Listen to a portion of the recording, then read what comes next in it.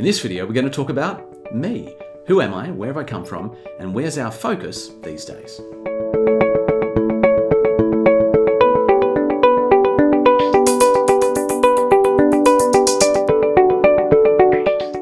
So Tim, just tell me, where did all this begin?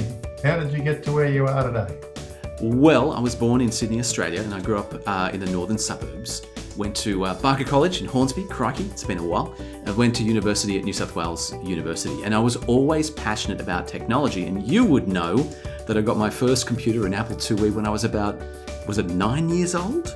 And I seem to recall endlessly being called to go to dinner or to go to breakfast because I was just stuck on that machine.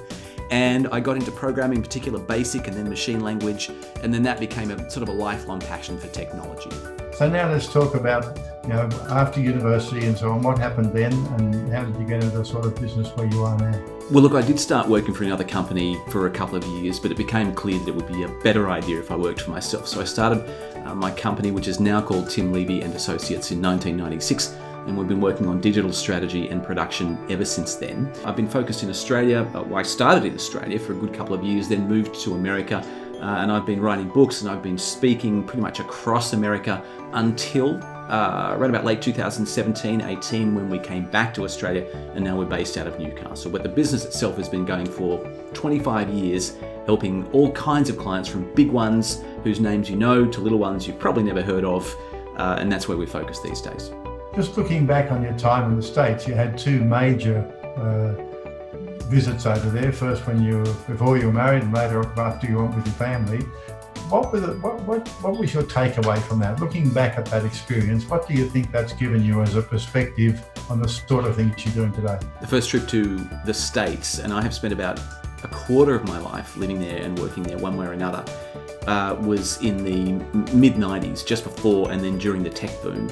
And for me, I think that trip was about really broadening my perspective to think more as a sort of a global person as opposed to sort of, a person living in the North Shore in Sydney.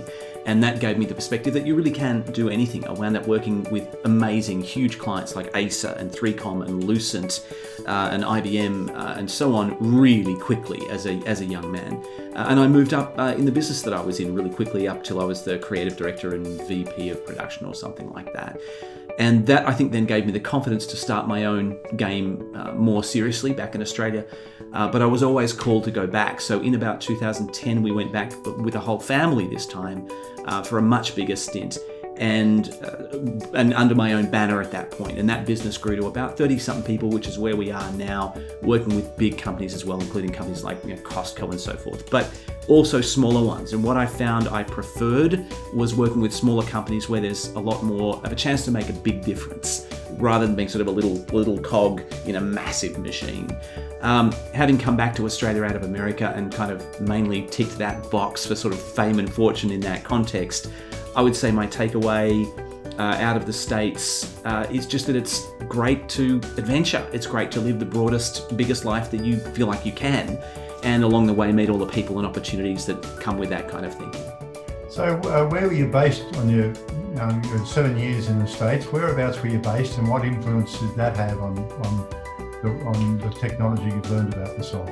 So I was on a book tour from the west coast of America to the east, and I came through Austin, Texas, and there was just something immediately different about it.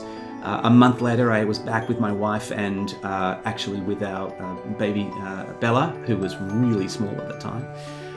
And we just knew it was the place for us. It was a great convergence of creativity and technology. And that's probably a good summary of my passion, really. What's great about Austin and about the States in particular is that you're doing, there's extraordinary technology there. For example, the latest virtual reality and augmented reality technology, which we got quite deep into and now the business does a lot of, that's right alongside the creativity of music and drama and the arts and performance, which is also a passion of mine. So I think being in Austin really helped form that and bring that to us, but it was also a stone's throw from everywhere. So I could jump on a plane and I'm in New York, I'm in Chicago and San Francisco, which is where I did all my speaking stuff. And that just sort of gave us access to that whole technology meets creativity thing across the States. What do you see now as the situation in Australia and the potential for Australia and for companies here? The whole COVID situation, of course, is just a very dark hour, for humanity. So many people getting this disease, so many people dying. And you can look at it that way.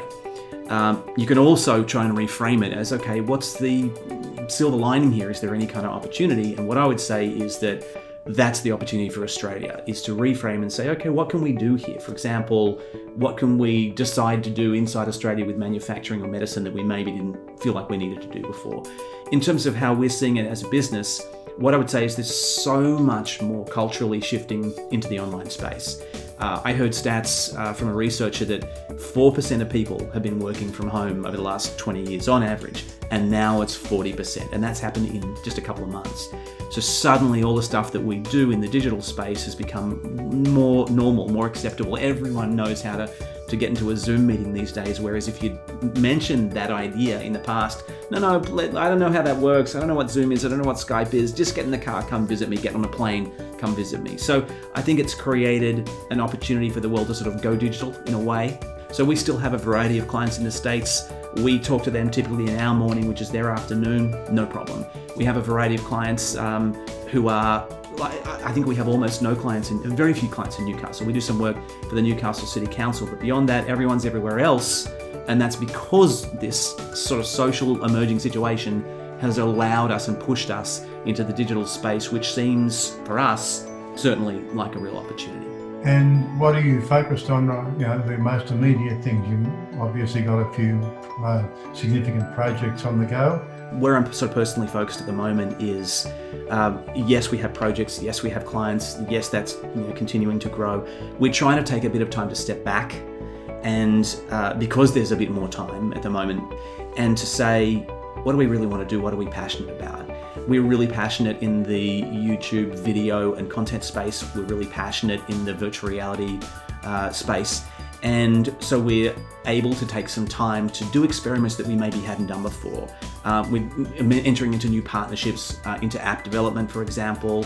All of those things we probably wouldn't have been able to do when we're full steam ahead in a normal working situation. So I think that's our new focus, is into those spaces where we get to make a contribution. I'm very interested in that, very interested in sort of community engagement type projects. Yeah, that's probably a pretty good summary.